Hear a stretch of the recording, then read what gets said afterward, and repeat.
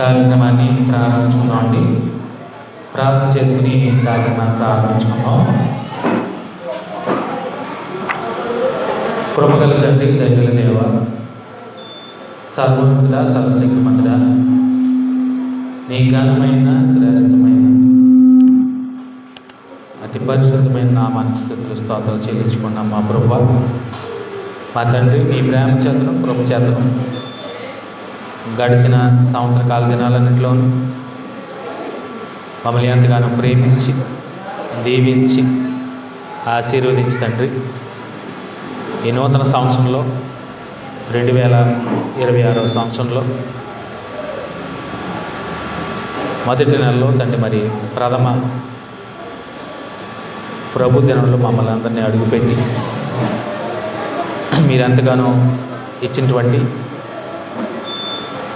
ఈ సమయాన్ని బట్టి, సందర్భాన్ని బట్టి, మరొక సంవత్సరాన్ని నూతనంగా చేసి మాకు అనుగ్రహించిన విధానాన్ని బట్టి మరొకసారి వేవేల స్తుతులు స్తోత్రాలు చెల్లించుకుంటూ ఆరాధనలో భాగంగా ముందుగా కీర్తన పాడుచుండగా కీర్తన పాడులోనూ మీ యొక్క ఆత్మ సహాయాన్ని నడిపింపును మా అందరికి అనుగ్రహించి నడిపించమని కూడి వచ్చిన ప్రతి ఒక్కరిని జ్ఞాపకం చేసుకోండి. మా ప్రభువా, ఇక్కడ రావాల్సిన వారు ఉన్నారు, వారందరూ త్వరితగతిన మీ సన్నిధానాన్ని మరి సంతోషంతో చేరులాగా వారి హృదయాలు తెరిచి నడిపించమని ఆ తండ్రి ఈరోజు తలపెట్టి యవనస్తులు ఎంతగానో శ్రమపడి తను మరి చక్కటి ప్రేమని ఏర్పరిచిన ఆ తండ్రి ఆ కార్యక్రమం కూడా మీ చేతులుగా అర్పించుకున్నాం. మా ప్రభువా, మంచి వాతావరణాన్ని గ్రహించి ఎటువంటి ఆటంకాలు అవాంతరాలు కలుగకుండా సజీవంగాను సక్రమంగాను ప్రతి కార్యక్రమాన్ని మీరే ముందు నడిపించమని, తద్వారా సమస్త ఘనత మహిమ ప్రభావ మీద పొందుకోమని సమస్తాన్ని మీ చేతులుగా అప్పగించుకుంటూ ఈ ప్రార్థన చేసుకోమని యేసుక్రీస్తు ప్రార్థించి వేడుకున్నాం మా ప్రిపర్లో తండ్రి. ఆమేన్. ఆరాధనలో భాగంగా ముందుగా కీర్తన పాడుకుని తండ్రి దేవుని స్తుతించుకున్నామండి. కీర్తన పాఠాన్ని సహకరించాలి. చిన్న కీర్తన పుస్తకం నుంచి 7వ కీర్తన పాడుకుందామండి. ఆరాధనలందుకు పాప క్షమాపణ జీవమునిచ్చే కరుణమయ.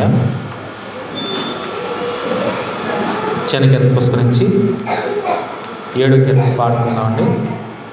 కీర్తన పాఠాన్ని సహకరించాలి, రావాలి.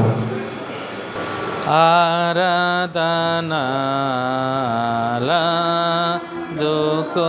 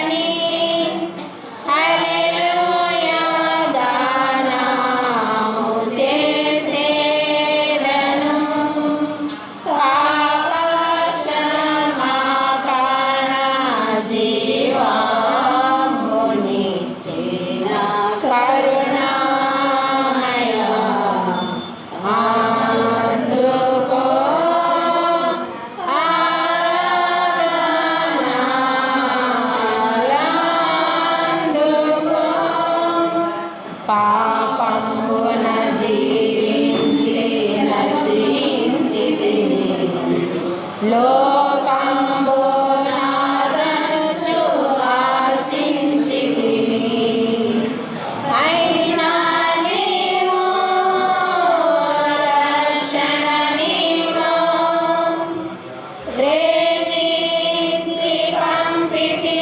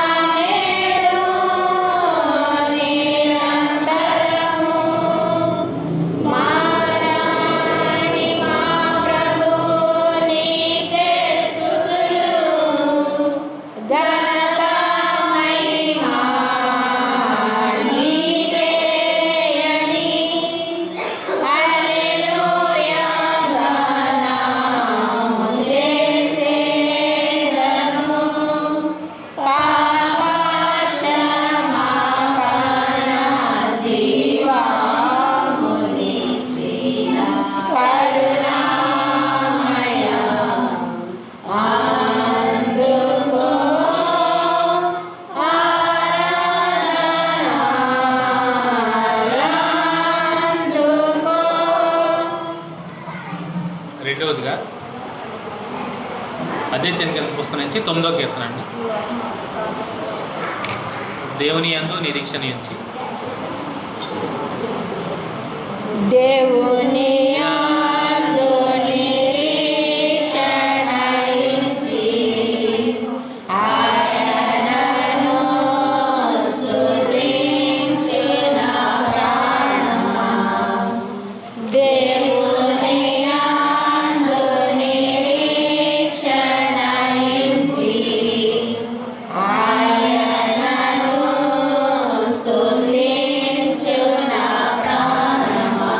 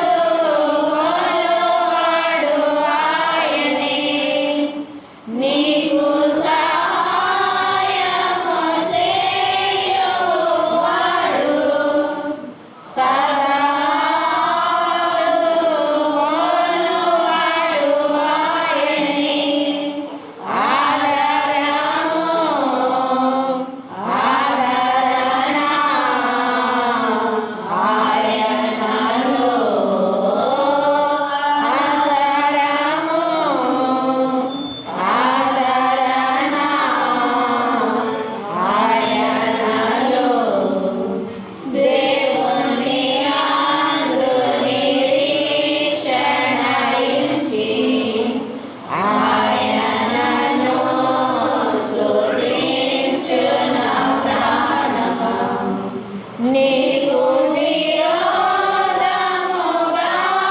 రూపించిన ఏ విధ ఆయుధమును వర్ధిల్లదు. నీకు విరోధముగా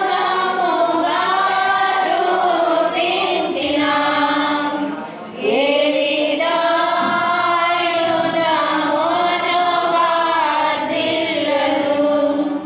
శత్రువులు మిత్రులుగా మారుదురు. శత్రువులు మిత్రులుగా మారుదురు. దేవుని యందు నిరీక్షణ ఉంచి ఆయనను స్తుతించు నా ప్రాణమా. పర్వతములు తొలగిపోయినను తన కృప నిన్ను ఎన్నడూ వీడదు. పర్వతములు తొలగిపోయినను తన కృప నిన్ను ఎన్నడూ వీడదు. కనికర సంపన్నుడు నా దేవుడు.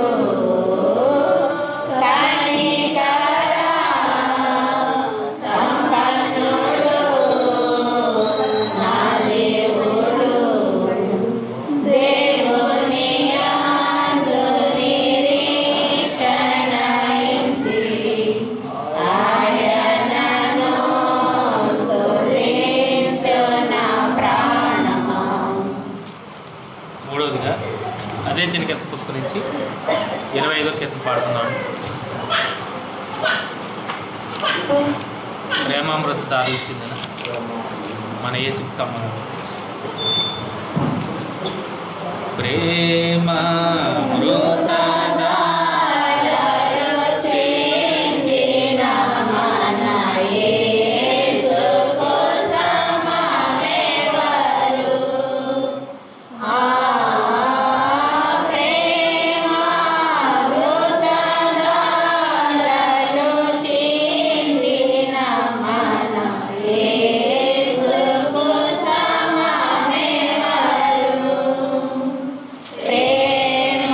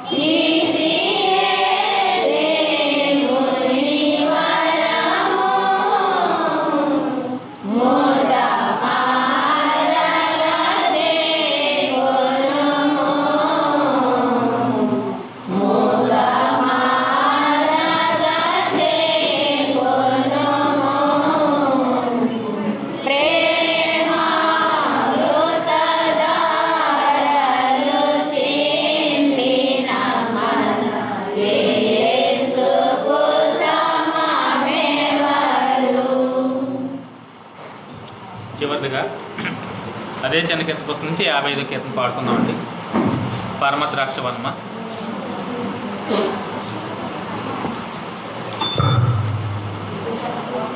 పరమద్రాక్ష వనమా ప్రభు క్రీస్తుని సంగమా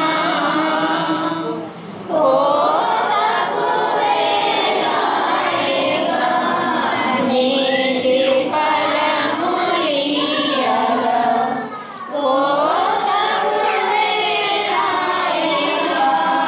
నీతి ఫలములియగా పరమద్రాక్ష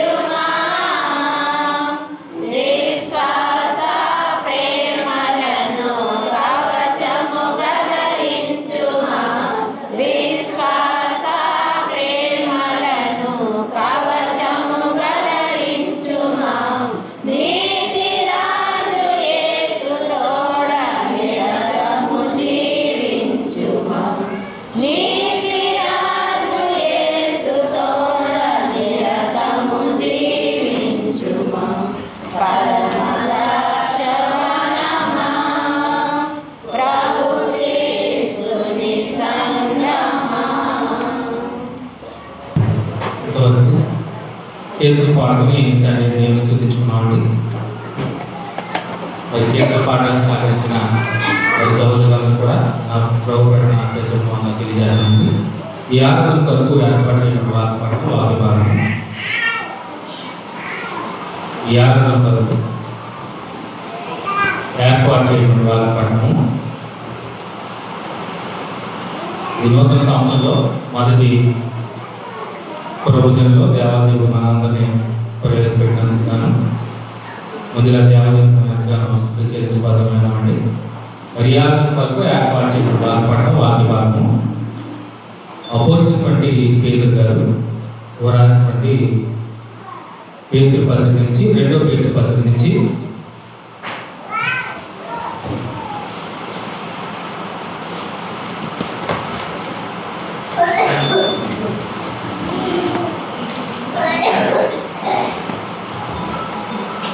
పేదలు రాసినటువంటి 2వ పత్రిక నుంచి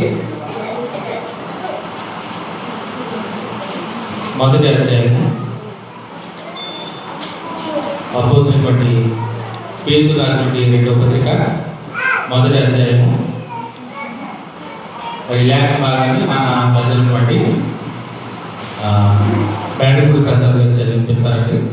పేదలు రాసినటువంటి 2వ పత్రిక మొదటి అధ్యాయము 4 నుంచి 9వ వచనం వరకు.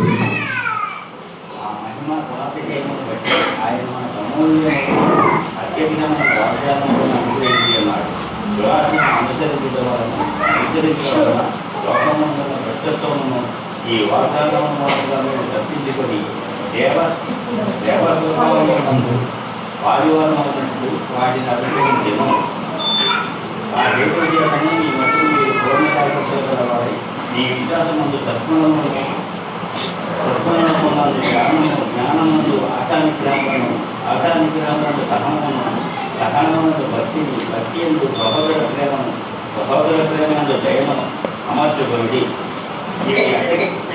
ఆసక్తికరమైన అవి మన ప్రభుత్వ యేసుక్రీస్తు సర్వజ్ఞాన విషయంలో మిమ్మల్ని సోమరులైన నిష్కరులైన కాకుండా ఇవి ఎవరికి లేకపోవనో వాడు తన పూర్వభాగములను శుద్ధి కలిగిన సంగతి మరిచిపోయి బుద్ధివాడవు దూరదృష్టి లేని వాడవు. చాలా లేఖన భాగాన్ని చదివిపించిన సహోదరులు మరియు బేడపూడి ప్రసాద్ గారిని ప్రభు ప్రకారం ప్రజలు తెలియజేస్తున్నారండి.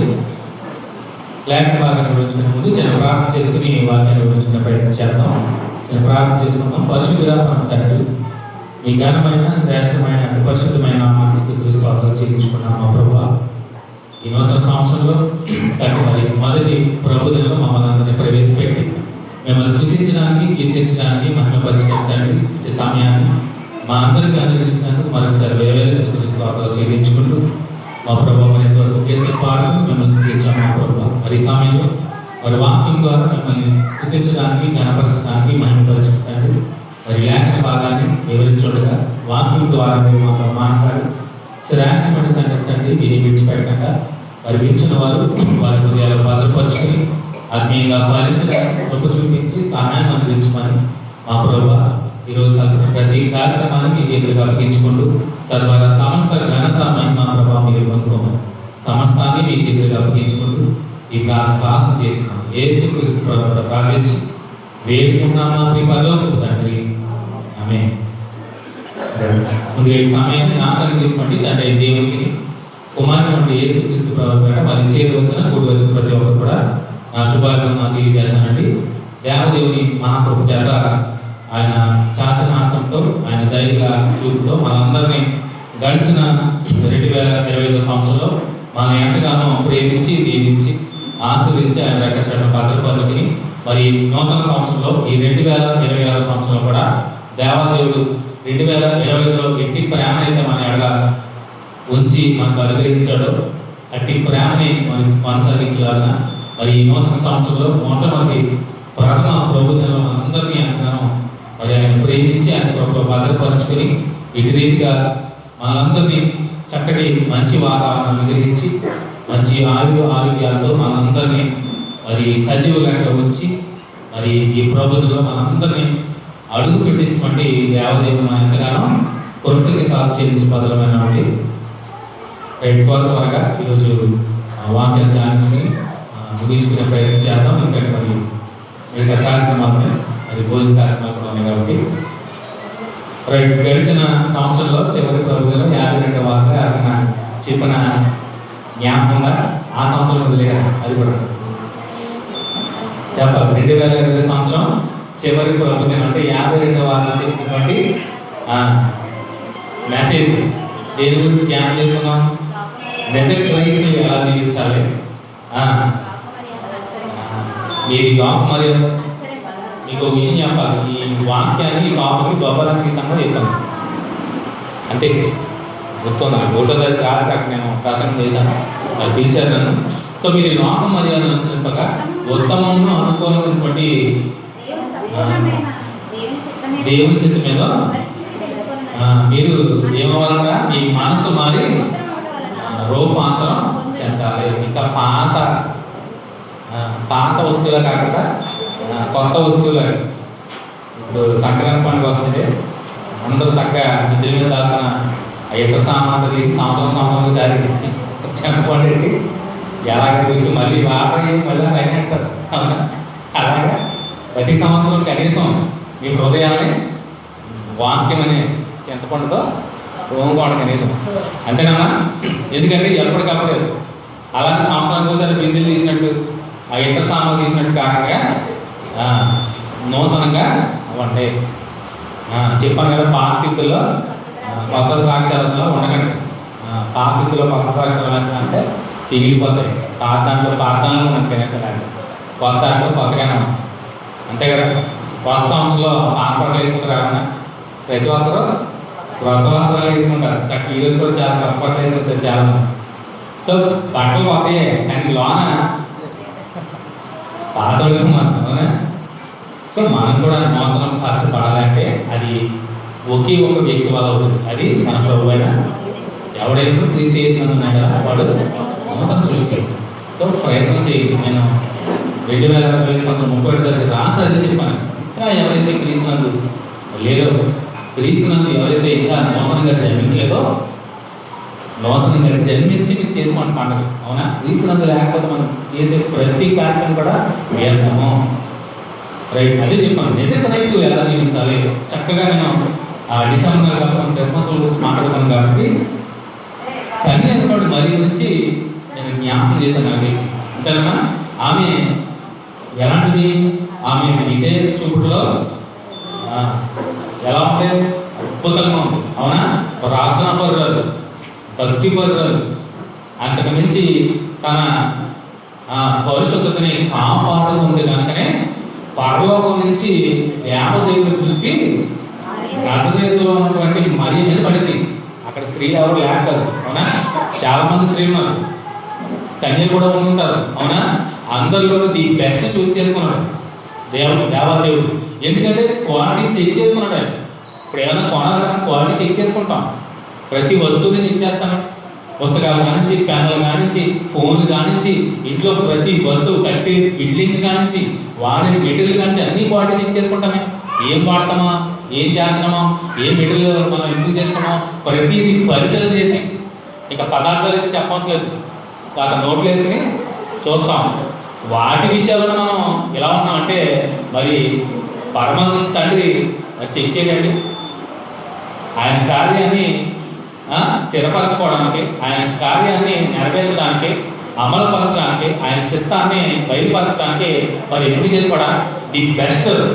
స్త్రీలందరిలోనూ అన్న ధన్యరాలు ది బెస్ట్ చూస్ చేసుకున్నాడో కన్య మరియ. ఆమె దృష్టికి అలా కనపడింది. అందుకనే ఆయన అద్వితీయ కుమారుని ఆమె గర్భంలో ప్రవేశపెట్టాడు. సో మరి అన్ని జ్ఞాపకం చేశాను. ఆమె దీనత్వంలో, తగ్గింపు స్వభావంలో నెంబర్ 1 అన్ని క్వాలిటీస్లోనూ ది బెస్ట్గా కనపడింది. అది ఆవిడ మాత్రమే సెలెక్ట్ చేసుకోవాలి. అంతేగాని ప్రపంచంలో కన్యలు లేరని కాదు, స్త్రీలు లేదని కాదు, చాలామంది స్త్రీలు ఉన్నారు, కానీ అందరిలోనూ ది బెస్ట్. అవునా.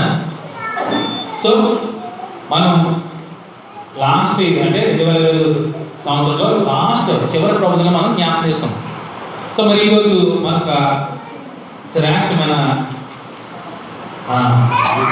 సందర్భాన్ని జ్ఞాపకం చేసుకున్నాం. కొత్త సంవత్సరం నాకు ఎప్పుడు చెప్పాలనిపిస్తూ ఉంటుంది. ఎందుకంటే నన్ను చాలా మంది అడుగుతూ ఉంటారు, కానీ ఏంటి? వాగ్దానం. ప్రతి సంవత్సరం దీనికోసం ఎగబడిపోతూ ఉంటారు. ఫస్ట్ వాగ్దానం 15,000 20,000 పాటలైంది. ఫస్ట్ క్యాలెండర్ కూడా పాటలైంది. 20,000 50,000 మొదటి క్యాలెండర్ చర్చిలో వేలం వేసుకోవడం, ఈ కార్డుల కోసం ఎగబడిపోయారు. అవునా అందరూ? నేను చాలా సందర్భాల్లో వీటి గురించి చెప్పాను. అదే వాగ్దానాలు ఏరుకుని తీసుకుని ఇది నాకే వచ్చింది, సంవత్సరం అంతా దేవుడు నన్ను ఈ వాగ్దానం ప్రకారం నడిపిస్తాడు అనేది నిజంగా మన అజ్ఞానం అనుకోవాలి. దేవుడు వాగ్దానం ఇదంతా మనకే ఇచ్చాడు. సంవత్సరానికి ఒకటి నీకే ఇస్తే అందులో మంచి ఏముంటాయి, చెడ్డ ఏం పెట్టరు. నేను ఒకసారి ఇలా అడిగినప్పుడు నేను వాగ్దానం రాసి సీక్రెట్గా 10 వాగ్దానాలు రాసి ఒక వాగ్దానం పెడతాను అని ఒక 10 వాగ్దానం రాసి మా ఫ్రెండ్కి ఒకసారి చూపించాను. ఒరే దగ్గర ఇలాంటి పెట్టామని మరి ఎదురు బయలులా నిజంగానే వాగ్దానాలు తీసుకెళ్తూ అన్నీ మంచిగా ప్రింట్ చేస్తాం. దేవుడు వాగ్దానం చేసిన వాడు నమ్మదగిన వాడు. ఖచ్చితంగా దేవుడిచ్చే వాగ్దానం ఇందులో ఉన్నాయి మనకే. నీకోటి సంవత్సరానికి నీకోటి అంటే అది మన ఎరుతనం అవుతుంది. ఏమన్నా తీసేసుకుంటున్నారు వాళ్ళు ఎడబడి వాటి కోసం తీసుకుని ముసిపోతున్నారు. చాలా వాగ్దానం ఉంటాయి, అన్నీ మంచిగా ఉంటాయి ఇందులో. నేను వాగ్దానం తెచ్చాను, నిశ్చయముగా నీవు నీ చేతులు కష్టార్జితం అనుభవించలేవు, నీవు ధన్యుడు, నీకు మేలు కలుగు, నేను గొప్ప చేసేది, నువ్వు నడిచి దారంతకులను ఈ దేవుడే యెహోవా నీకు తోడే ఉంది. ఇవన్నీ మంచిగా. సో మంచి అన్ని ప్రింట్ చేసుకొచ్చి ఒకటి తీసుకోండి, ఇది 10 అడగడం, ఒక 100 అడగడం, ఇది మీకు నచ్చి తీసుకోండి. ఈ వాగ్దానం ప్రకారం దేవుడు సంవత్సరం అంతా ఇలాగే చూస్తారంటే ఒకేలా చూడకూడదు. దేవుడు తీసుకుంటారా? లేదా వాగ్దానం ఇచ్చిన వాళ్ళు తీసుకుంటారు? పాస్ట్ గారిని నేను మా ఫ్రెండ్కి ఎలా చెప్పి ఒక వాగ్దానం తీరా అన్నాడు, అదే తీసాడు. ఏమి రాసి పెట్టాను తెలుసా మీకు? 12 రాసి పెట్టాను. ఊరు అదే ఎలా పెట్టా ఉన్నాను. మరి అయితే మరి అందులో ఉంటుంది, బైబిల్లో ఉంటుంది. లేదు ఎలా పెడతాను నేను చదివారా? ఏముందో అక్కడ కయ్యను హేబేలు విషయంలో కయ్యను హేబేలు మీద పలికి హేబేలు చెప్పినప్పుడు దేవుడు పలికే మాటలో నువ్వు దేశ దేవరమే తిరుగుతావు అన్నాడు. అవునా? చూద్దాం ఒకసారి వాగ్దానం ఏంటో. అది వాగ్దానం లేదు, చూడండి ఒకసారి ఆదికాండంలో చూద్దాం ఒకసారి ఏంటి ఆ వాగ్దానం. అది వాగ్దానం. మరి ఆదికాండం 4వ అధ్యాయంలో కయ్యను హేబేలు సందర్భం మీ అందరికీ తెలిసిందే. 12వ వచనంలో చూడండి, కయ్యను శపిస్తూ నీవు నేలను చేర్చవచ్చినప్పుడు అది తన సాగునిక మీదట నీకేదో నీవు భూమి మీద దిగులు పడచ్చు దేశ తెమ్మరవైందో అని. అవునా? అదే మరి ఇదే వాగ్దానాల్లో అయిపోతే నేను దేశ తెమ్మర తిరుగుతానా సంవత్సరం అంతా అని అనుకోవచ్చు కదా. మరి ఇది ఎందుకట్లేదు? మంచి ఏముంటాయి వాగ్దానాలు, చెప్పే తెలిసేది ఇందులో తీసుకుంటారు. ఈ వాగ్దానాలన్నీ మనకి దేవాదేవుడు మనందరికీ ప్రతి ఒక్కరికి మీ చేతిలో పెట్టాడు. 56 పుస్తకాలు. అవునా? నూతన నిబంధన 20 పుస్తకాలు చేతిలో పెట్టాడు. నూతన నిబంధన అనుసరించి నడుచుకోండి అన్నాడు. అవన్నీ మనకిచ్చినయే. అంతేగాని సంవత్సరానికి నీకోటి ఈ వాగ్దానాలు ఖచ్చితంగా వ్యతిరేకిస్తాను. ఇవి తీసుకుని ముసిపోయి ఒకవేళ ఇది కాక వేరేది ఏమైనా జరిగితే దేవుడిని సరిస్తారు, దేవుడు తీసుకుంటారు. సో వాగ్దానాలు ఏంటంటే మనం ఏదో సెల్ఫ్ సాటిస్ఫాక్షన్ కోసమే మనం సంతృప్తి చేసుకోవడం తప్పితే వీటి కోసం మనం సంవత్సరం ఎగబడిపోతాం అనేది. అందుకని ఈరోజు ఈ వాగ్దానాల గురించి పేతురు గారు అద్భుతంగా మాట్లాడాడు. ఈరోజు టాపిక్ కదా, ఎందుకంటే న్యూ ఇయర్ రోజున వాగ్దానాలకు ఎగబడిపోతారు జనాలు. సో ఖచ్చితంగా ఈ వాగ్దానాల గురించి ఈరోజు చక్కటి ప్రసంగాన్ని షార్ట్గానే మనం ఒక 30 నిమిషాలు ధ్యానం చేసుకుందాం. దగ్గర 45 minutes. సో ఏమన్నా పేతురు గారు ఆ మహిమ గుణాతిశయములను బట్టి ఆయన మనకు అమూల్యములను చదవడం లేకపోతే పేతురు రాసిన 2వ పత్రిక 1వ అధ్యాయం 4వ వచనం చదువుతున్నాను చూడండి. ఆ మహిమ గుణాతిశయములను బట్టి ఆయన మనకు అమూల్యములను, ఆయన అంటే ఎవరక? మన ప్రభు అయిన యేసుక్రీస్తు వారే. సో చూడండి, ఆ మహిమ గుణాతిశయములను బట్టి ఆయన మనకు అమూల్యములను అత్యధికములైన వాగ్దానములను అనుగ్రహించి ఉన్నాడు. అత్యధికమైన వాగ్దానాలు మనందరికీ. అంతేగాని నీకోటి సంవత్సరం ఒకటి లేదండి. ఆయన మహిమ గుణాతిశయములను బట్టి ఆయన మనకు అమూల్యములను అత్యధికమైన వాగ్దానములను అనుగ్రహించి ఉన్నాడు. అత్యధికమైనటువంటి వాగ్దానం మనకు అనుగ్రహించాడు. అంతేగాని సంవత్సరానికి ఒకరికి చెప్పిన ఒకటే అనుగ్రహించలేదు. ఆ వాగ్దానాలు పొందుకోవడానికి మనం సిద్ధంగా ఉండాలి. సంవత్సరానికి ఒకటి కాదండి, అత్యధికమైనటువంటి వాగ్దానం మనకి ఇచ్చాడు, అనుగ్రహించాడు. దేవాదేవుడు నిన్న నేడు ఏకరీతిగా ఉన్నవాడు ఆయనే. పరమందు తండ్రి 39 పుస్తకాలు అనుకోండి, ఇజ్రాయేల్ అందరికీ కూడా ఆది కాలం నుంచి మలాకి వరకు అత్యధికమైనటువంటి వాగ్దానాలు అనుగ్రహించాడు. 27 పుస్తకాలు నుండి క్రీస్తు వచ్చినాక క్రీస్తు ద్వారా నూతన నిబంధనలు కూడా అత్యధికమైనటువంటి అమూల్యమైనటువంటి ఇచ్చాడు. ఇంకా శ్రేష్టమైన వాగ్దానాలు ఇచ్చాడు మనకి. ఆ వాగ్దానాలు మీరారు. వారు ఎవరు? పితరులు మీరారు. ప్రతి ఒక్కరూ మీరారు. ధర్మశాస్త్రాన్ని అనుసరించి నడుచుకోలే. మీరినా కానీ వారికి బుద్ధి చెప్పి మరలా ఆ వాగ్దానాన్ని జ్ఞాపకం చేశాడు. దేవుడు ఇచ్చిన మాట తప్పదు. దేవుడు మర్చిపోతారా? వాగ్దానం చేసిన వాడు నమ్మదగిన వాడు. ఆయన ఏ మాత్రం కూడా మాట తప్పని వాడు. గుర్తుపెట్టుకోవాలి ప్రతి ఒక్కరు. అది మాట ఇచ్చాడు, మరిచాడు అంటే మనుషుడు మానవుడి స్వభావం జ్ఞాపకం ఉంచుకుంటా ఖచ్చితంగా జ్ఞాపకం చేసుకుంటాడు. సో ఈ నూతన సంవత్సరం మొదటి ప్రభుత్వంలో ఖచ్చితంగా జ్ఞాపకం చేసుకుంటారు. వాగ్దానాలని మనకిచ్చినవే. కేవలం సంవత్సరం ఒకటి కాదండి, అమూల్యమైన అత్యధికమైనటువంటి వాగ్దానాలు మనకి అనుగ్రహించాడు. ఆ వాగ్దానాలన్నింటినీ మనం పొందుకోవడానికి ప్రయత్నం చేయాలి. ఆ వాగ్దానాన్ని నెరవేర్చాలంటే అసలు నీ పని ఏంటి, నువ్వు చేయవలసింది ఏంటో నువ్వు చేసుకోవాలి. ముందు ఒక క్రైస్తవుడుగా, ఒక క్రైస్తవ విశ్వాసిగా, ఒక క్రైస్తవ భక్తి పరులుగా, క్రైస్తవ పరిశుద్ధంగా జీవించే వాళ్ళగా తెలుసుకోవాలి. ఆ వాగ్దానాలు పొందుకోవాలంటే ఊరికే వాగ్దానాలు వేస్తాడు. వాగ్దానం ఇచ్చాడు. ఆ వాగ్దానాన్ని పొందుకోవాలంటే నువ్వేం చేయాలి? నీ పని ఏంటి? ఉచితంగా ఎవరైనా ఇస్తారమ్మా? మా జగన్ గారు ఇస్తున్నా అనగా ఈ లోక సాంప్రదాయం ఉచితంగా ఇస్తారంటే దేవుడు వాగ్దానం చేసి దాన్ని పొందుకోవాలంటే టర్మ్స్ అండ్ కండిషన్స్ ఉన్నాయి. ఇస్తానన్నాడు. నువ్వు తీసుకోవాలంటే నువ్వు ఏం చేయాలో కూడా చెప్పాలి. తెలుసండి? ఉదాహరణకి ఆ వాగ్దానాన్ని స్థిరపరిచాడు అబ్రహాం ద్వారా. అబ్రహాంని పరీక్షించడానికి కష్టపెట్టాడు. మీ అందరూ తెలిసిందే, చిన్నపిల్లలు సండే స్కూల్ పిల్లలు కూడా తెలుసు. అబ్రహాంను పరీక్షించడానికి ఇస్సాకుని, ఇదిగో అబ్రహాము నువ్వు వెళ్ళు, నేను చెప్తున్న ప్రాంతానికి వెళ్ళి నీకు ఏకైక కుమారుని ఇచ్చారు కదా, భరించాను. వెళ్ళిపోయాడు. కట్టేసుకుని పిల్లల్ని తీసుకుని పన్నులు తీసుకుని వెళ్ళిపోయి పన్నులను దూరంగా పెట్టి అప్పుడు దాని మీద అడుగుతాడు, అన్నీ పట్టుకెళ్తున్నా బలిపెట్టడానికి పొడుగోబెడతారు. కత్తి పొడిగెట్టేటప్పటికి అబ్రహమా ఆగు, ఆ చిన్నవాడి మీద చెయ్యి వేయకు. సో ఆ వాగ్దానం చేశాడు, మాటిచ్చాడు. ఆ వాగ్దానం ప్రకారం అత్యధికంగా చూడండి ఎలా పొందుకున్నాడు అబ్రహాం. 22వ అధ్యాయంలో, ఆదికాండము 22వ అధ్యాయంలో ఒకసారి చూద్దాం ఈ సందర్భాన్ని. అబ్రహాము చూడండి ఏం చేశాడు. మీ అందరూ తెలిసిందే, ఇంటికి వెళ్ళిన తర్వాత చాలా 22వ అధ్యాయము. ఆ సంగతిలో జరిగిన తర్వాత దేవుడు అబ్రహామును పరిశోధించెను. సో మనం కూడా దేవుడు పరీక్షిస్తాడు, పరిశోధిస్తాడు. ఎట్లనగా ఆయన అబ్రహామా అని పిలువగా అతడు చిత్తం ప్రభువా అని. అప్పుడు ఆయన నీవు ఒక్కడే ఉన్న నీ కుమారుని అనగా నీవు ప్రేమించు ఇస్సాకును తీసుకొని మోరియా దేశంలోకి వెళ్ళి అక్కడ నేను నీతో చెప్పబో పర్వతంలో ఒక దాని మీద దహన బలిగా అతన్ని అర్పించాను. వెళ్ళిపోయాడు అర్పించడానికి.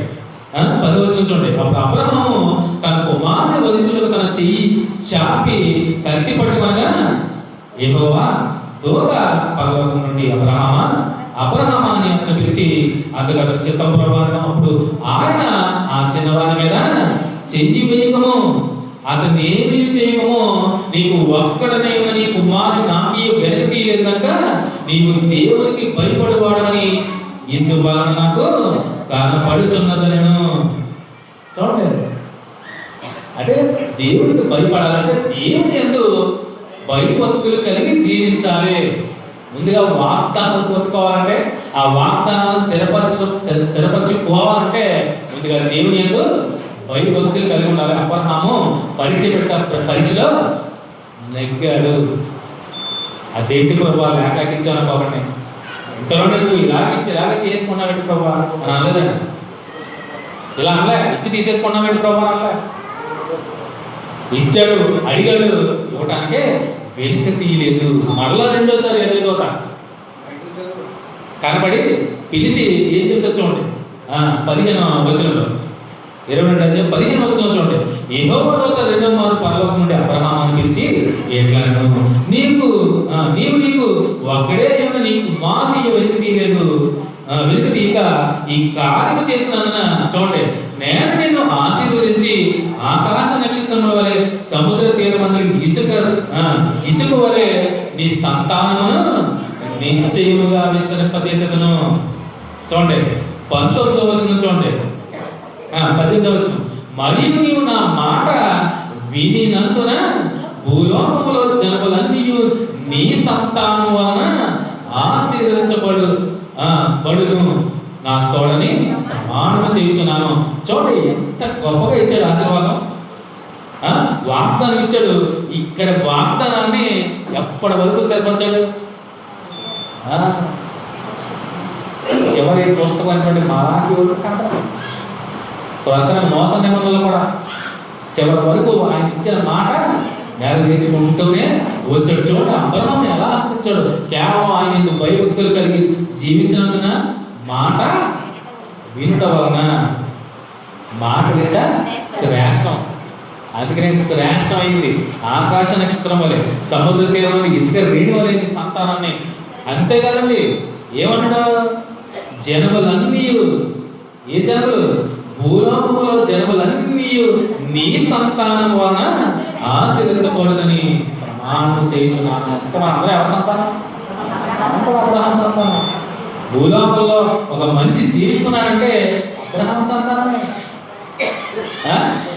వాగ్దానం నమ్మలేని వాడు కదా, అది చాలా ఇప్పటి వరకు ఇచ్చిన మాట ప్రకారం. అందుకనే ముందు మాటల ప్రతి విషయంలో కూడా మోషే, యెహోషువ, న్యాయాధిపతులు, రూతు, ఎస్తేరు, మొత్తం అలాంటి వరకు అబ్రహాము దేవుడు, ఇస్సాకు దేవుడు, యాకోబు దేవుడు అనరండి. అనరా అద్భుతంగా? ఇస్సాకు దేవుడు, యాకోబు దేవుడు, అబ్రహాము దేవుడు జ్ఞాపకం చేసుకోలేదు. 1వ తారీఖు నేను ఉదయం ప్రసంగం చేశాను. యాకోబుని ఇశ్రాయేలుగా మార్చినప్పుడు యాకోబు జ్ఞాపకం చేస్తాడు చూసారా? అవునా?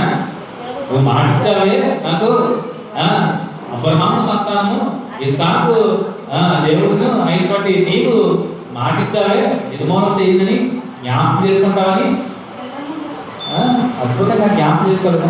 వాగ్దానం ఇచ్చింది అంతేంటంటే మనం వాగ్దానాలు చాలా ఉన్నాయి. ఇందులో చదవాలంటే మనం ఒక్కొక్క వాగ్దానం జ్ఞాపకం చేసుకోవాలంటే ఒక 6 నెలలు ఒక్కొక్క వాగ్దానం ఇందులో తీయాలి. ప్రతిదీ వాగ్దానం చేసే ప్రతి విషయం కొన్ని చదువుతాం ఈరోజు, ఎందుకంటే సామెల విధంగా. అలాగే జ్ఞానమైనటువంటి సొలొమోను విషయంలో కూడా చూద్దాం ఒకసారి. మొదటి రాజు గ్రంథంలో చూడండి, మొదటి రాజు గ్రంథంలో 6వ అధ్యాయం, మొదటి రాజు గ్రంథం 6వ అధ్యాయంలో కూడా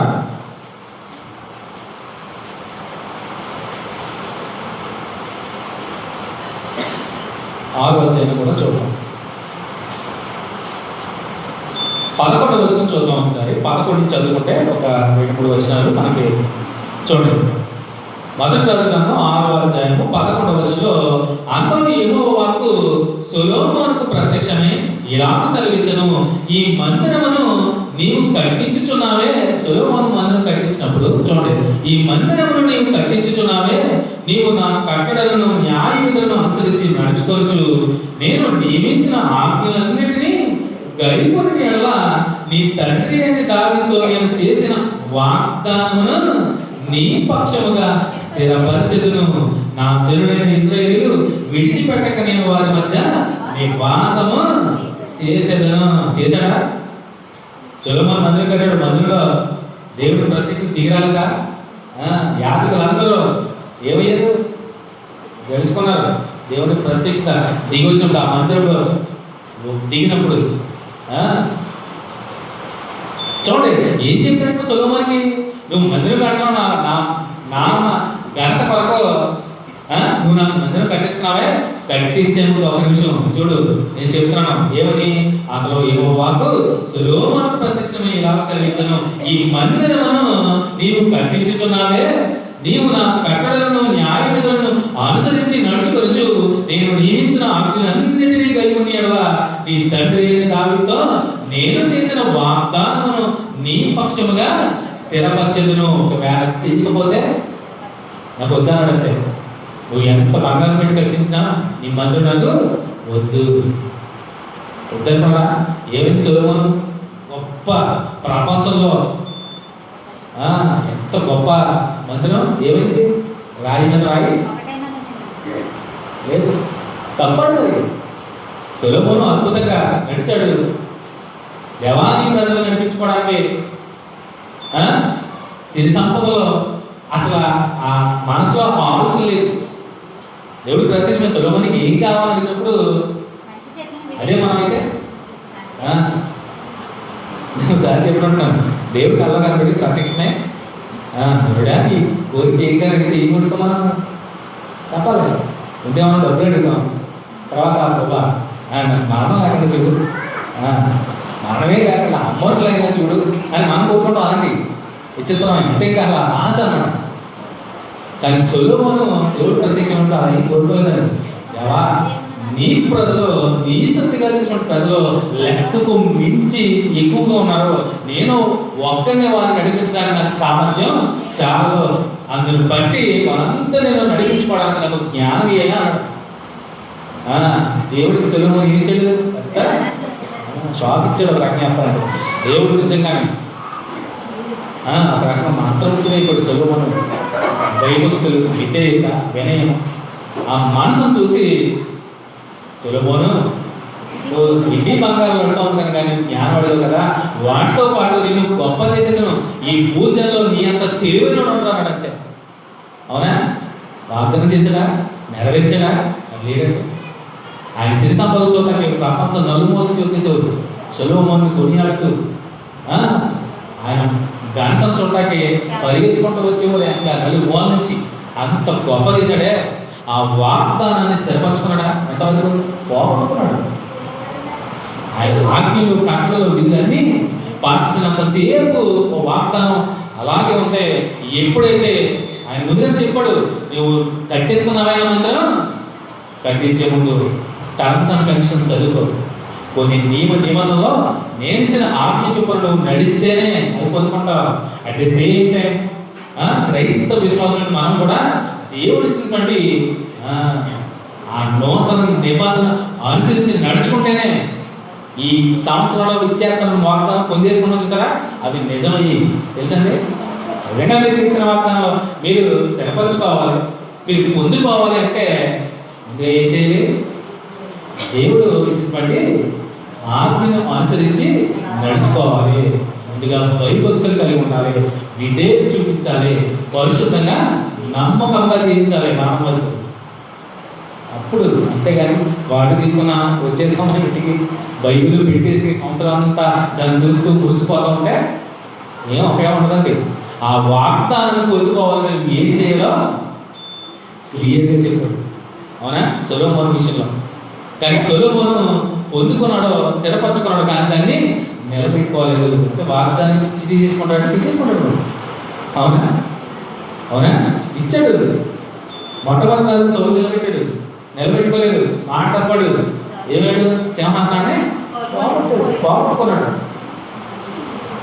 మనం కూడా దేవుడు ఇచ్చే వాగ్దానాన్ని పొందుకోలేకపోతున్నామండి, విడిచిపెట్టేసుకున్నాం. దేవుడు ఇందులో ఉన్న వాగ్దానాన్ని కూడా మనకి అనుగ్రహించాడు. అందుకని పేరు కాదు ఈ మాటలు అన్నాడు. ఏమని చూడండి, మనం చదవడానికి మాట్లాడుతున్నాం. ఆ మహిమయు గుణాతిశయములను బట్టి ఆయన మనకు అమూల్యములను అత్యధికములైన వాగ్దానములను అనుగ్రహించున్నాడు. సో అనుగ్రహించాడు, చాలా సంతోషం. కానీ చూడండి, దురాశను అనుసరించడం వలన లోకమందున్న భ్రష్టత్వమును ఈ వాగ్దానముల మూలముగా మీరు తప్పించుకొని దేవ స్వభావమునందు పాలివారన్నట్లు వారిని అనుగ్రహించను. వాగ్దానాలు ఎందుకు అనుగ్రహించాడు చెప్పేశాడు. మీరు ఏమవ్వకుండా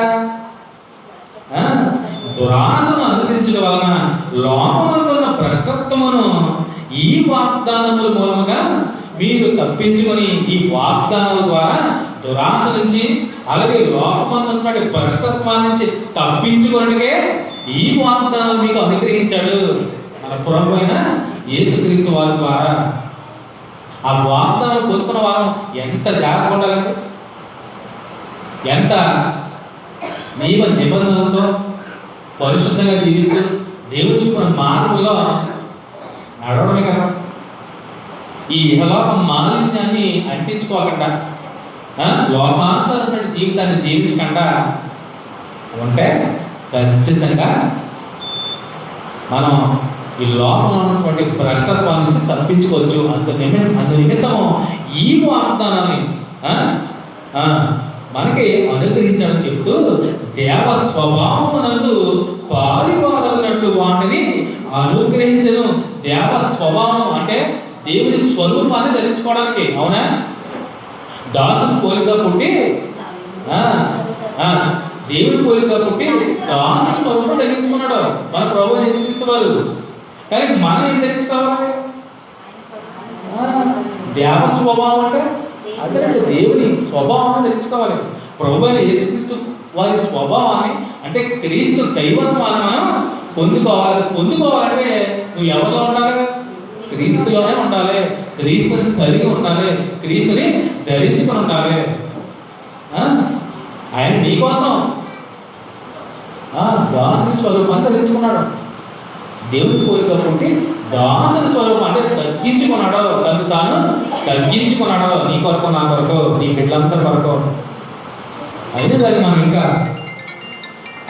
మనం ఇంకా దేవుడు ఇచ్చే వాగ్దానాలను తీసుకోలేకపోతాం, వాటిని పొందుకోలేకపోతాం. అవి ఎందుకు ఇచ్చాడో, దేని నిమిత్తం ఇచ్చాడో ఎవ్వరికే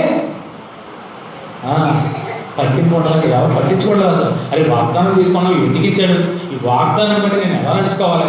ఈ వాగ్దానం తీసుకున్న నేను దేవుడి చిత్తానుసారంగా నడుచుకుంటేనే ఈ వాగ్దానం నాకు నెరవేర్తాయని ఎంతమంది ఆలోచన చేసి తీసుకున్నారంటే వాగ్దానం తీసుకుంటున్నారో అది మంచిగా దేనికో నేను విమర్శించట్లేదు. కానీ మనమైతే అలాంటి వాగ్దానాలు ఎక్కువ కావాలంటే వాక్యాలు గోడ తగిలించుకోండి అని ప్రతి సంవత్సరం లేమనేషన్ చెప్తున్నాను. అవునా?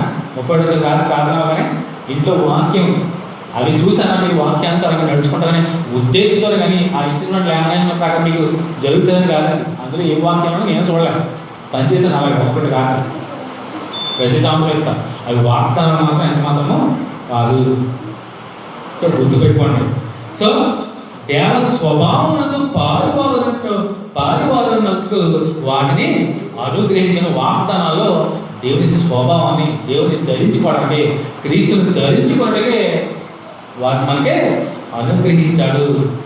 సో చూడండి, ఆ హేతు చేతనే మీ మట్టుకు మీరు పూర్ణ జాగ్రత్త కలవాలి. ఈ విషయాలన్నీ మనకే చెప్తాడు. క్రైస్తవ విశ్వాసం ఉన్నటువంటి మనందరికీ చెప్తాడు. కింద మాటలన్నీ మనకే. ఆ హేతు చేతనే మీ మట్టుకు మీరు పూర్ణ జాగ్రత్త కలవాలి. మనం ఎలా ఉండాలి? పూర్ణ జాగ్రత్త కలవాలి. మీ విశ్వాసమందు సద్గుణమును. చూడండి, ఈ మాటలన్నీ మీకే. క్రైస్తవ విశ్వాసం మనందరికీ ఈ మాటలన్నీ. ఈ హేతు చేతనే మీ మట్టుకు మీరు పూర్ణ జాగ్రత్త కలవాలి. మీ విశ్వాసమునందు సద్గుణమును, సద్గుణమునందు జ్ఞానమును, జ్ఞానమునందు ఆశానిగ్రహమును, ఆశానిగ్రహమునందు సహనమును, సహనమునందు భక్తిని, భక్తి యందు సహోదర ప్రేమను, సహోదర ప్రేమ యందు దయను అమర్చుకొనుడి. ఇవన్నీ కూడా, ఈ గుణగణాలన్నీ కూడా క్రైస్తవ విశ్వాసం మనందరము అలవర్చుకోవాలి, ధరించుకోవాలి. ప్రేమ పొందని ముందుగా అన్నింటిలో శ్రేష్టమైంది ప్రేమే కదా. ఒకరి ప్రేమ కలిగి ఉన్నామా?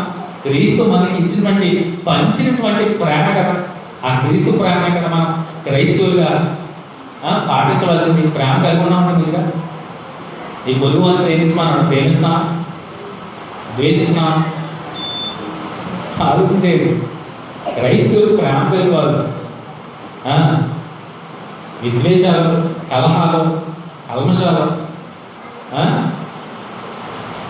పుట్టించేవాళ్ళు కాదండి. వినయ మనస్కులు కలవాలి, విధేయత కలవాలి. ఒక రకంగా చెప్పాలంటే వెల్ డిసిప్లైన్ కావాలి క్రైస్తవులంటే. మంచి గుణగణాలు కలిగిన వారు క్రైస్తవులు. మృదుత్వం, సాధుతత్వం, ధైర్యతత్వం, సహాయం చేసే గుణం, దయ చూపించే గుణం, ఇతరుల ఎడల ప్రేమ కలిగించే గుణమైన క్రైస్తవం అంటే అదంతా మన ప్రభువైన యేసుక్రీస్తు వారు మనకి అనుగ్రహించాడు, పంచి ఇచ్చాడు.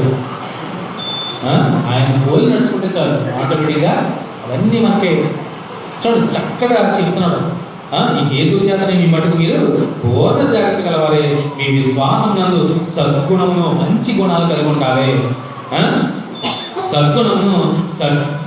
సద్గుణమునందు జ్ఞానమునందు ఆశా నిగ్రహం. అంటే ఆశా నిగ్రహం అంటే ఓపిక ఓరి ఉండాలి, తట్టుకునే స్వభావం. ఎవరన్నా మాట అన్నప్పుడు మనం అలాగే ఎన్ని మాటలైనా ఎంత దూషించిన ప్రభువుని యేసుక్రీస్తు వారు ఒక్క మాట కూడా తెరవలేదు.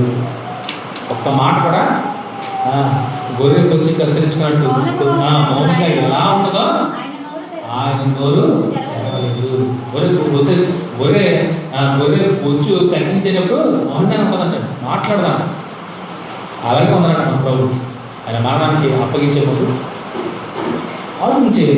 సో ఆశానికరమైన సహనమునందు భక్తిని, భక్తి యందు సహోదర ప్రేమను, సహోదర ప్రేమ యందు దయను అమర్చుకొనడి. చూడండి, ఇవి మీకు కలిగి విస్తరించిన ఎడల అవి మన ప్రభు అయిన యేసుక్రీస్తు కూర్చున్న అనుభవ జ్ఞాన విషయంలో మిమ్మను ఏం చేయగలంట?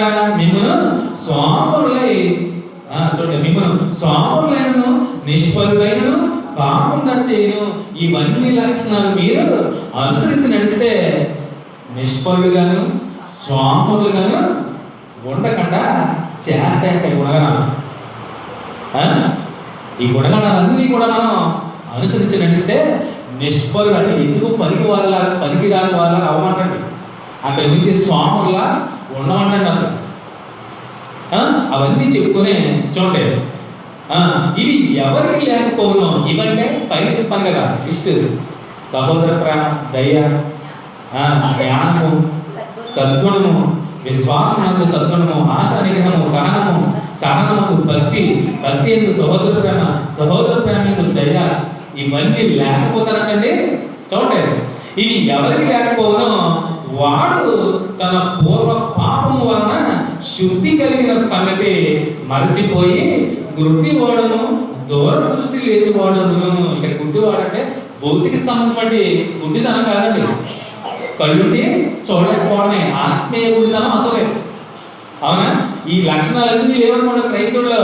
నువ్వు కన్ను చూడండి, కబోతుగా కళ్ళు ఉన్నాయి ఫిజికల్గా చక్కగా కావడం లోకమంతా, కానీ గుడ్డివాడు. అవునా? కన్ను నుండి చూడలేకపోవడం అంటే ఇదే ఫిజికల్, అంటే భౌతిక నేత్రాలు ఉన్నా కానీ ఆత్మీయ నేత్రాలు ఇంకా తెలుసుకోలేదు.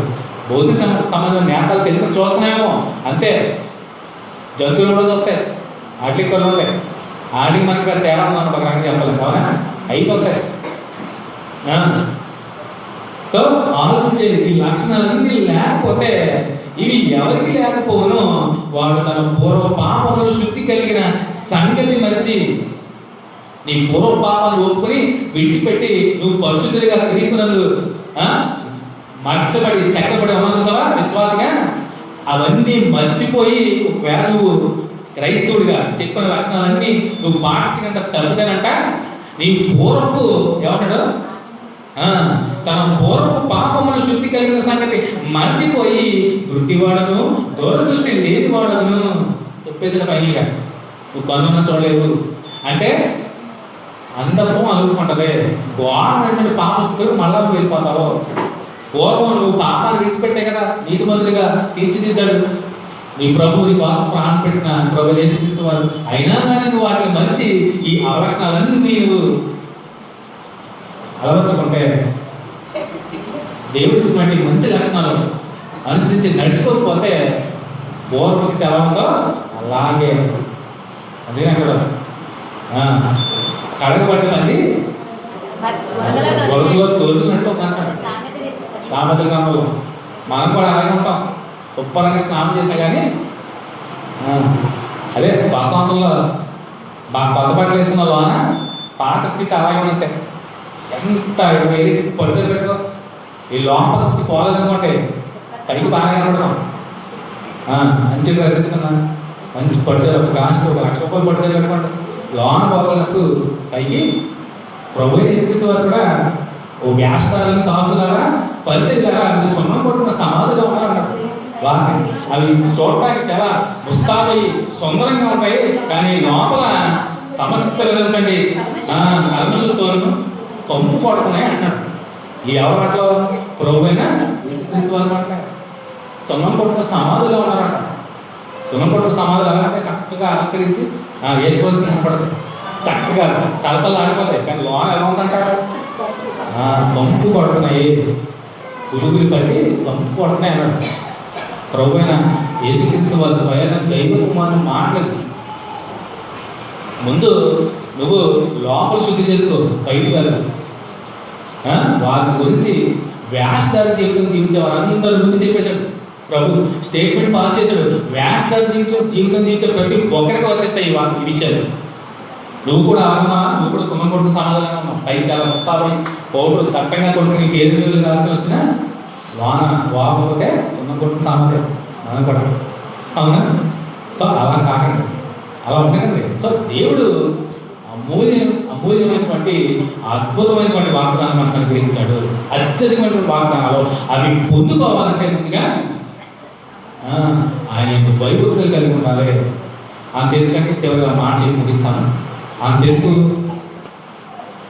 అద్భుతమైనటువంటి వాగ్దానం ప్రతి క్రైస్తవుడు ఈ 30 సంవత్సరంలో తెలుసుకోవాల్సిన వాగ్దానము అద్భుతమైన వాగ్దానం. అంతగా మించిన వాగ్దానం లేదు కదా. నాకు తెలిసి నేను చదివిన కొత్త నిబంధనలో నేను చదివినటువంటి వాగ్దానాలన్నింటిలోనూ ది బెస్ట్. అసలు బెస్ట్ ఏంటి? అదే కదా ఫైనల్గా ఇచ్చిన వాగ్దానం నాకు అనిపించింది. నిజంగా మరి ఎంతమంది ఆ వాగ్దానాన్ని జ్ఞాపకం చేసుకుని నాకే తెలియదు, కానీ యోహాను సువార్తలో ఇంటిచ్చాను చెప్పండి, అద్భుతమైనటువంటి వాగ్దానం యేసుక్రీస్తు ప్రభువు స్వయంగా చెప్పేశాడు. అంతగా మించింది లేదు. ఇక ప్రతి క్రైస్తవుడు భౌతిక సంబంధమైన వాగ్దానాలు తీసుకుని భౌతిక సంబంధమైన ఆశీర్వాదాల వరకు భౌతిక సంబంధమైన ఆశీర్వాదాలు, భౌతిక సంబంధమైన అవసరతలో అర్థంలో దేవదేవుడు అందరికీ ఇస్తాడండి. మీరు అడగక ముందే అన్నీ తెలుసు, మీరు అడగక ముందే అన్నీ తెలుసు, నీకు ఏది వాళ్ళు అన్నీ ఇస్తాడు. కానీ ఎంతవరకు ఆశీర్వాదాలు? నీకు ఇల్లు లేదా, విశ్వాసంతో ప్రార్థించాయి అన్నీ ఇస్తాడు. కానీ నీకు ఆరోగ్యం బాగాలేదా, విశ్వాసంతో ప్రార్థించాయి నీకు స్వస్థపరుస్తాడు. కానీ అన్ని టెంపరీ. ఎప్పటి వరకు? ఈ భూమి మీద ఉన్నంత వరకే. నువ్వు సజీవంగా నిలిచి మానవ నీకు లోపు వరకే వర్తిస్తాయి. ఎన్ని దేవుడు ఇస్తాడు, అనుకరిస్తాడు. ఎంతవరకు? నువ్వు జీవించినంత కాలమే. దేవుడు నీకు ఇచ్చిన నీరు నీతో రాదు, దేవుడు ఇచ్చినటువంటి నీకు ఇచ్చిన ఆరోగ్యం నీతో రాదు. బెస్ట్ ఎగ్జాంపుల్ హిజ్కియా అడిగాడు, ప్రభా నేను మరణమైపోతాను, మనకన్నా రోగం వచ్చింది నాకు, నేను నీ ఎందుకు చూపినటువంటి భయభక్తులు నీకు కనపడలేదా ప్రభా? నేను ఎంత భక్తితో నీ ఆత్మ అనుసరించినట్లనే ఆయన వెంటనే 15 సంవత్సరాలు పొడిగించిన హిజ్కియా కదా మరణం అవ్వకుండా లేదండి. మరణం అయిన తర్వాత 15 ఏళ్ళు ఆయుష్ ఇచ్చాడు. పొందుకున్నా కూడా మరణం అయ్యాడు. మరణం నుంచి తప్పించుకోవాలి. ప్రతి ఒక్కరు కూడా టెంపరీ అని గుర్తించండి. ఇల్లు లేదా, ఇల్లు ఇస్తాడు. ఆరోగ్యం ఇస్తాడు. నీ పిల్లలు పెళ్ళి అవ్వడా, పెళ్లి చేస్తాడు. పెళ్ళి ఒకటి ఏదైనా నీ కుమారుడు ఉద్యోగాలు ఇస్తాడు. కానీ అన్నీ ఎంతవరకు? టెంపరీ. 62 ఏళ్ళకి నీ కుమారుడు గవర్నమెంట్ ఉద్యోగం అయిపోతుంది కాలం. 62 ఏళ్ళు గవర్నమెంట్ 2 ఏళ్ళు పెరిగి పిలిచాడు శుభ్రం కదా. 60 ఏళ్ళ 2 ఏళ్ళు పిలిచింది గవర్నమెంట్. 62 ఏళ్ళు దిగిపోతుంది. ఎంతవరకు? టెంపరీ. ఈ మధ్యలో నువ్వు పోవచ్చు, అవునా? సో అవన్నీ టెంపరీ. భౌతిక సంబంధంలో ఆశీర్వాదాలన్నీ టెంపరీ. కానీ దేవుడు మన ప్రభువైన యేసుక్రీస్తు వారు అద్భుతమైన వాగ్దానం ఇచ్చాడు. నిజంగా ప్రతి క్రైస్తవుడు ఈ 100వ సంవత్సరంలో ప్రతి రోజు కూడా జ్ఞాపకం చేసుకోవాల్సిన విషయం ఇది. వాగ్దానం సంవత్సరానికి ఒకసారి కాదు. నేను మరలా చెప్తాను, మళ్ళా బాబుపై ఈ వాగ్దానం ఏ రోజు చెప్పాలనుకుంటారేమో. ఈ వాగ్దానం ప్రతి క్రైస్తవుడు మన పర్యంతం వరకు కూడా జ్ఞాపకం ఉంచుకోవాలి. యోహాను సువార్త ఇంకా మిత్రాలుగా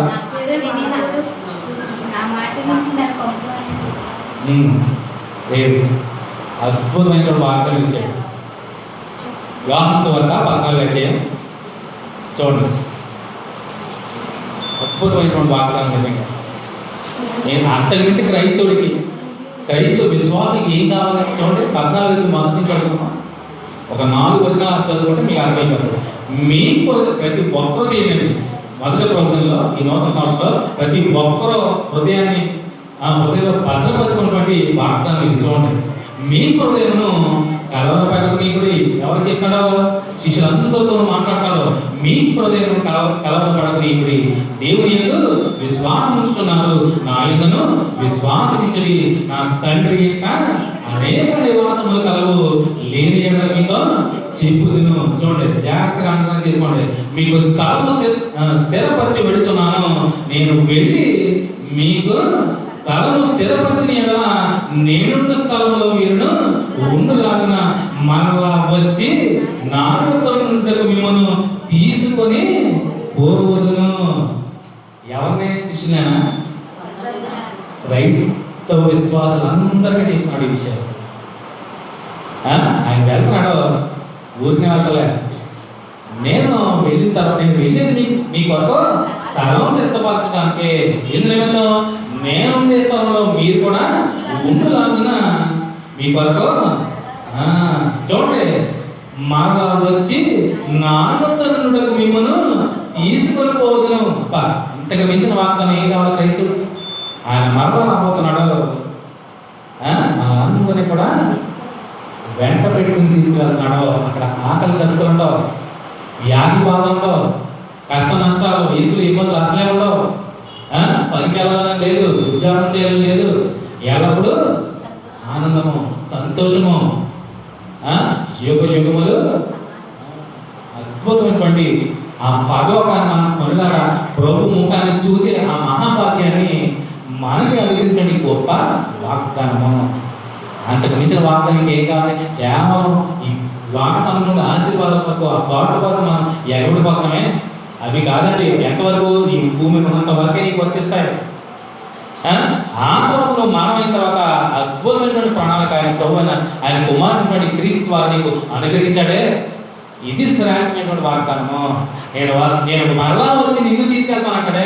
ఇంకేం కావాలి నీకు? మానవ అనేది లేదే, నిత్య జీవన ప్రసరిస్తున్నాడే. ఈ కింద వస్తున్నాడు మామూలుతాడు, ప్రభా నువ్వు వెళ్ళే మార్గం మనకు తెలియదే అన్నప్పుడు నేనే మార్గము సత్యము జీవనై ఉన్నాను. తోమ మార్గం భౌతిక సంబంధం అనుకున్నాడు. పాపం అడుగుతాడు, కింద చదవండి. తోమ ఏమన్నాడు? ప్రభా నువ్వు వెళ్ళే మార్గం మాకు ఎలా తెలుస్తుంది? మాకు తెలియదు కదా అన్నాడు. ఆ మార్గం నేనే, ఆ సత్యం నేనే, ఆ జీవము నేనే అన్నాడు. అంతగా మించిన నేనే మార్గం. ఆయన విశ్వాసం ఉంచిన ప్రతి ఒక్కరు మన పదింపు వరకు నమ్మకంగా పరిశుద్ధమైన జీవితాన్ని జీవించినట్లయితే ఖచ్చితంగా ఆయన స్థానంలో ప్రతి ఒక్కరు కూడా ఉంటారు. ఆయన రాక వరకు ప్రతి ఒక్క విశ్వాసి కూడా ఎదురు చూడండి. మీరు మనమైనా కానీ ఆయన విశ్వాసం ఉంచి మరణిస్తే ఖచ్చితంగా రోజు మీరు లేవబోతున్నారు. లేవడమే కాదు, ఆయనతో పాటు మీరు సదాకాలము ఉండబోతున్నారు. ఆ రాజ్యాన్ని ఎన్నటికీ నాశనం అనేది ఉండదు. సదాకాలము ఆకలి తప్పులు లేదు. అంతకు మించిన వార్తలు మీకు ఏం కావాలి? నేను కొత్త నిబంధన అంతా పరిశీలన చేశాను వాగ్దానాల గురించి. పాత ఇచ్చిన వాగ్దానం నెరవేర్చాడు ఖచ్చితంగా. ఆ వాగ్దానం మీద తీసేసుకున్నాడు ఆ వాగ్దానం. కానీ నూతన నిబంధనలో అందించిన వాగ్దానము ఎవరు ఏంటంటే ఎవరైనా కానీ, ఒక అన్యుడు లేదు, గ్రీసు దేశం లేదు, యూదులు లేదు, ఎవరైనా క్రీస్తు విశ్వాసం నుంచి ఆయన తిరిగి నూతనంగా జన్మిస్తే బాప్తిసం ద్వారా రక్షింపబడితే ప్రతి ఒక్కరు కూడా ఆయన రెండో రాకడలో ఆయనతో కూడా వెంటబడతారు. లజ్జాకసంలో కలవరం రాగానే ప్రతి ఒక్కరు సమాజం తెరవబడతాయి. ఆయన ఎందుకు నిద్రించిన ప్రతి ఒక్కరు కూడా మనం ఇప్పుడు చదువుకుంటాం. నేను ఆదరణ కొడుకులో చెప్తా ఉంటాం దశల భాష పత్రికలో నిరీక్షణ చెప్పేవారు. ఆ విషయంలో ఈ మాట రాయబడి ఉంటాయి. మొదట ఎవరు చేస్తారంట? ప్రజలు ఉన్నవాళ్ళు కాదట. ఆల్రెడీ సమాజంలో ఆయన విశ్వాసం చూసారా, మొదట బాగా చేస్తారంట. ఆ తర్వాత సజీవులుగా ఉన్న మనం ఆయనతో పాటు ఆయన మనల్ని వెంట పెట్టుకుని తీసుకువెళ్తాడంట. అది కదా వాగ్దానం అంటే. ఈ వాగ్దానం మర్చిపోయి ఆ భౌతిక సంబంధ వాగ్దానం కోసం, ఆ తోట కోసం మనం వెంపలాడి అవి తీసుకుని ముసిపోయి ఈ కనీసం మనకు నెరవేరకపోతే బాధపడి ఎందుకు? అవునా? ఇప్పుడు అర్థమైందా వాగ్దానం? అసలు వాగ్దానం ఎక్కడ ఉందా? దేవుడు మాటిచ్చాడు, ప్రభు మాటిచ్చాడు, నేను వెళ్తున్నాను, వెళ్ళడం ఎందుకు వెళ్తాను? మీకోసం స్థలం సిద్ధపరచడానికి వెళ్తున్నాను, నేను మరలా వస్తాను, మిమ్మల్ని అందరినీ తీసుకుని వెళ్తాను. ఇది కదా శ్రేష్టమైన వాగ్దానం. ఇవన్నీ ఎందుకు? ఈ లోకానుసారమైన ఈ భౌతికమైనటువంటి వాగ్దానాలు మనకెందుకు చెప్పాలి? ఇవన్నీ ఎందుకు? అసలైన వాగ్దానం ఇది కదా. మన ప్రభు మాటిచ్చాడు, నేను మరలా వస్తానని. మాటిచ్చినోడు రాకుండా ఉంటాడా? ఎందుకు రాడు? వస్తా. క్రైస్తవులు నిరీక్షణ అదే కదా. మనం క్రైస్తవులు అయ్యాము, క్రీస్తుని మనం అంగీకరించాం, క్రీస్తుని మనం నమ్ముకున్నామంటే ఇంద్రియమే కదా.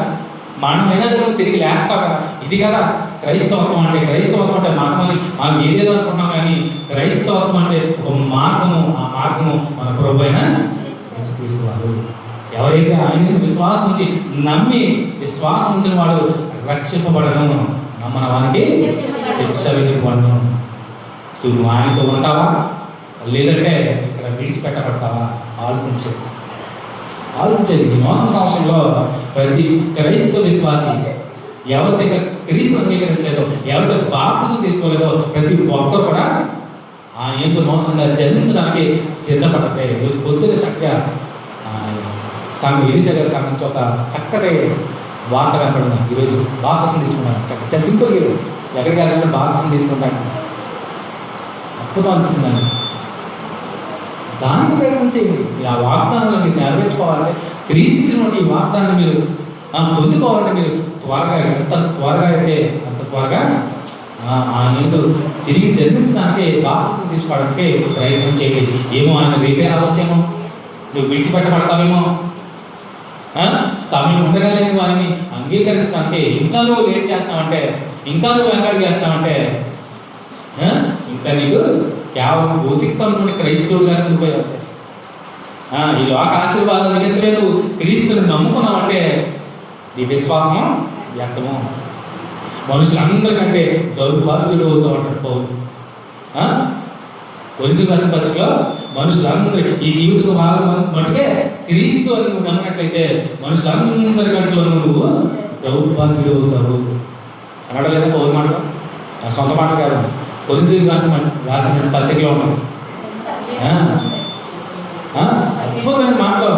ఈ జీవితకాలం మట్టుగా మీరు క్రీస్తుని మీరు అనుకుంటే అందరిలోనూ అలాంటి స్థితిలో ఉంటాం. క్రీస్తుని ఎందుకంటే అంగీకరిస్తున్నాం, క్రీస్తుని ఎందుకు మనం పొందుకున్నాం, ఆయన వాగ్దానం ఏంటి అని జీవించే క్రైస్తవులు కావాలి. మనం నిజ క్రైస్తవులు కావాలి. అద్భుతం కదండి. ఆయన ఎందుకంటే నువ్వు మానించే సమాధులు పడుకున్నా, నువ్వు భౌతికంగా నువ్వు పుల్లి కృషించినా, ఆయన తిరిగి వచ్చినప్పుడు నీవు మహిమ శరీరంతో లేపడతావు. అక్షయతనే ధరించుకొని పోతుంది. ఆలోచించేయండి. నీ దేహాలు నీ పుల్లి కృషించబడి సమాజంలో నీ దేహాలు మహిమ శరీరంతో లేపబడే తరుణం త్వరలో రానే ఉంది. దాని కొరకు ప్రతి క్రైస్తవులు కూడా వేచి ఉండాలని మరి ఈ మాటతో మిమ్మల్ని హెచ్చరిస్తూ, మరి ఈ నూతన సంవత్సరంలో మిమ్మల్ని మీ కుటుంబాన్ని దేవదేవుడు ఇంకా గడిచిన సంవత్సరంలో ఎట్టి రీతిగా అయితే ఆయన కృపలో ప్రేమలో నడిపించాడో, మరి ఈ నూతన సంవత్సరంలో కూడా అట్టి రీతిగానే మిమ్మల్ని ఆయన ఆత్మ సహాయంతో మిమ్మల్ని నడిపించును కాక. అందరికీ వందనమ్మా.